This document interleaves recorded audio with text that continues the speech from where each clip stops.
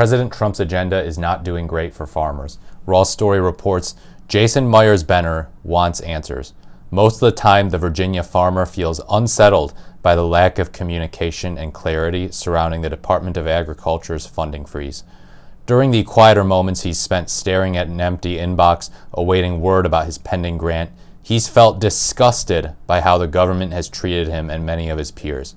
Quote, "It's a sort of powerlessness that it doesn't feel like there's anything that I can do about it," said Myers-Benner. Like, can you count on these systems or not? Myers-Benner owns a family-run 6-acre farm in Kieseltown, Virginia. Last spring, the USDA's National Institute of Food and Agriculture awarded him a little more than $18,000 to support the farm's work breeding winter peas that could increase soil's ability to trap carbon. The grant is through the Sustainable Agriculture Research and Education Program, or SARE, which has supported farmer-led research initiatives nationwide for decades. The money represented an opportunity to expand work he and his family have been bootstrapping for years, growing crops that help feed lower-income, rural communities like his while preserving the planet. Then, this is where things take a twist, in late January, the Trump admin began freezing funds for programs across a broad swath of the government. Shortly after, his SARE representative at the University of Georgia fell silent. That's when he started to worry. Without the grant, which reimburses expenses already incurred, he would need to line up part-time work to pay the bills. Quote, "There's just a deflated feeling of, okay, we were just about getting this rolling," he said. And then, one change at the top has the potential to just completely wipe that out. And so we'll have to pick up and hard scrabble our way through it. I've never heard that phrase before, hard scrabble. Is that like the board game? But yeah, this is just an example of like the real life impact that just the presidency can have on regular people. I often talk about how the presidency in some ways is overrated and that you should vote in your local elections, you should vote in statewide elections, you should vote for federal elections that aren't the president, you know, U.S. senators and stuff, they can get stuff done for their state. But this is stuff where it's like, okay, you're talking about freezing federal government spending just to pursue some weird project of helping your buddy Elon Musk, helping your rich buddies, and saying, me no like federal government bad, state government good, federal government waste, fraud, and abuse bad.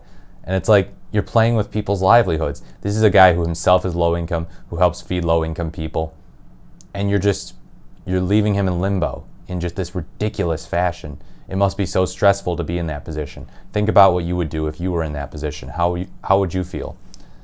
So Myers-Benner finally got an answer on Monday, though one riddled in ambiguity. Quote, "You may continue your research, or you are welcome to put your research on hold given the uncertainty of the situation, and once we learn more, we can communicate that to you," he was told by email, which he shared with Grist. Quote, "If this situation delays your research and outreach per your grant timeline, we can offer a no-cost extension if you still have monies left in your budget.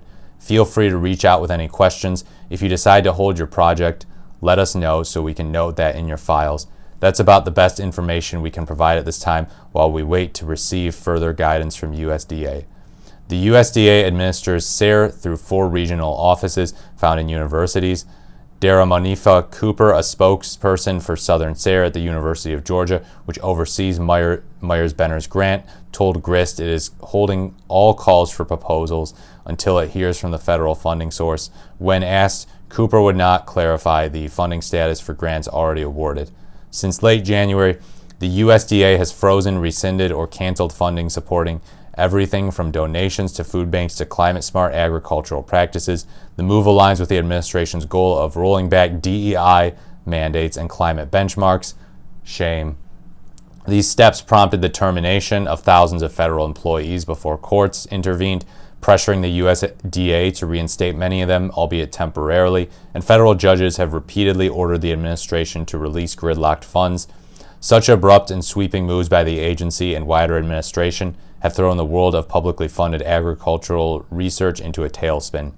Yeah, this whole thing about cutting DEI, I get there are some ways in which DEI can go awry and in ways in which it's not practiced perfectly, but don't overstate things. Don't think, oh yeah, we're going after DEI, we're just going to take on anti-white racism or something like that. No, it actually has real world consequences for everyone in the country. It harms the economy.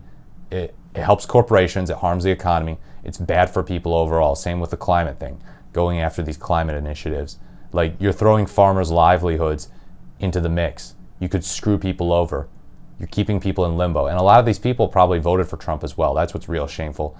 And I don't wish ill will on anyone who voted for Trump just by virtue of the fact they voted for him. But please consider these things next time you go to the ballot box. What do you think of this story? I know a lot of people didn't like Trump's first term and its impact on farmers, but this one seems like it could go even worse based on the massive federal government cuts.